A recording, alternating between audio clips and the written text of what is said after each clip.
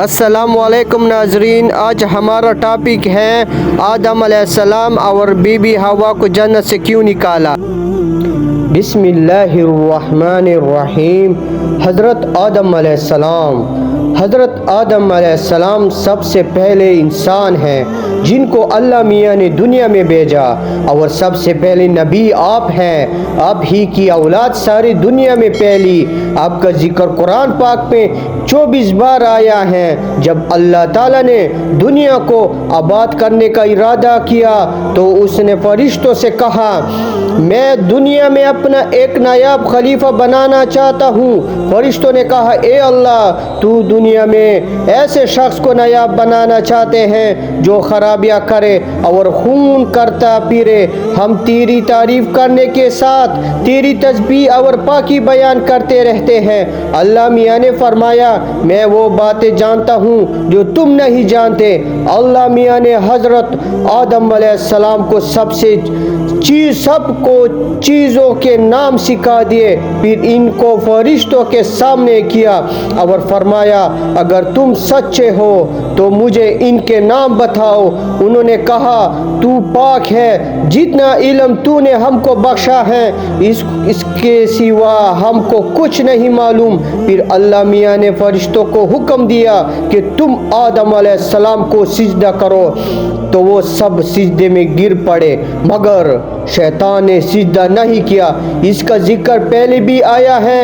اللہ میاں نے حضرت آدم علیہ السلام سے کہا کہ تم اور تمہاری بیوی جنت میں رہو اور جہاں سے چاہو کھاؤ پیو، مگر ایک خاص درخت کے متعلق حضرت آدم علیہ السلام کو منع کر دیا کہ اس کے قریب بھی نہ جانا، ورنہ تم بھی ظالموں میں سے ہو جاؤ گے۔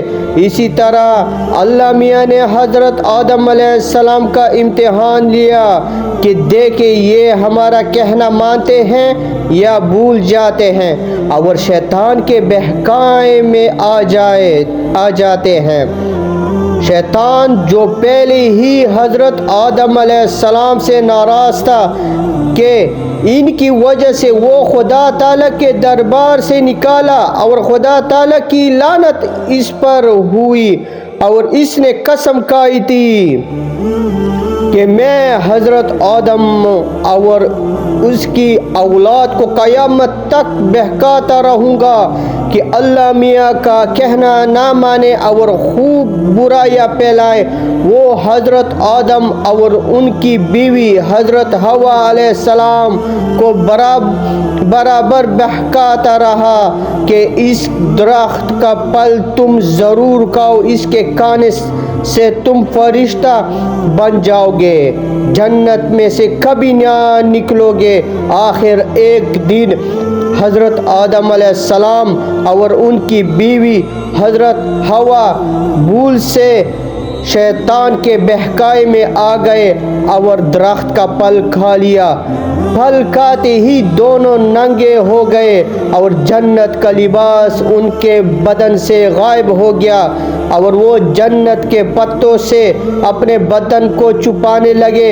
اللہ تعالیٰ نے حضرت آدم علیہ السلام سے کہا کہ ہم نے کہا تھا کہ اس درخت کے پاس بھی نہ جانا اور شیطان کے کہنے میں نہ آنا، وہ تمہارا دشمن ہے۔ تم اس کے کہنے میں آ گئے، اب تم اور ہوا جنت سے چلے جاؤ اور دنیا میں جا کر رہو۔ حضرت آدم علیہ السلام کو جنت سے نکالنے اور شیطان کے بہکاوے میں آنے کا بہت رنج ہوا، اور بہت عرصہ تک اللہ تعالیٰ سے معافی مانگتے رہے اور روتے رہے کہ اللہ تعالیٰ مجھے معاف کر دے۔ آخر اللہ میاں کو رحم آیا اور حضرت آدم علیہ السلام کو یہ دعا سکھائی کہ اے ہمارے رب، ہم نے اپنے اور اوپر ظلم کیا ہے، اور تم ہم پر رحم نہیں کرے گا تو ہم بڑا نقصان اٹھانے والوں میں سے ہو جائیں گے۔ تو حضرت آدم علیہ السلام نے یہ دعا بہت گڑ گڑا کر مانگی، اور اللہ میاں تو بہت رحم کرنے والے ہیں۔ جب کوئی بندہ گناہ کر لیتا ہے اور سچ دل سے توبہ کر لیتا ہے کہ اے اللہ یہ گناہ تو مجھ سے غلطی سے ہو گیا، آئندہ ایسا نہ کروں گا، تو وہ معاف کر دیتے ہیں۔ چنانچہ حضرت آدم علیہ السلام کو بھی اللہ میاں نے معاف کر دیا، اور پھر کہا کہ تم اور تمہاری اولاد دنیا میں رہو، اور یہ بات رکھو کہ جب میری طرف سے کوئی نبی صلی اللہ علیہ وسلم میری ہدایت لے کر تمہارے پاس آئے تو تم اس کو کہنا مانا جو میرے بھیجے ہوئے نبیوں کا کہنا مانے گا۔ اس کو پھر نہ کوئی خوف ہوگا اور نہ غم ہوگا، اور جو لوگ میرے نبیوں کی بات کو نہیں مانیں گے اور ہماری آیاتوں کو جھٹلائیں گے تو وہ دوزخ میں جائیں گے اور ہمیشہ اسی میں رہیں گے۔ اس کے بعد حضرت آدم علیہ السلام اور حضرت حوا علیہ السلام دنیا میں سہنے لگے، خوب جی لگا کر اللہ کی عبادت کرتے۔ ان کی بہت اولاد ہوئی اور دنیا میں سب جگہ آباد ہوتی رہی۔ حضرت آدم علیہ السلام اپنی اولاد کو یہی بات بتاتے رہے کہ تم کبھی شیطان کے بہکاوے میں نہ آنا، وہ ہمارا دشمن ہے اور ہم کو بری باتیں کرنے کے لیے بہکاتا رہتا ہے۔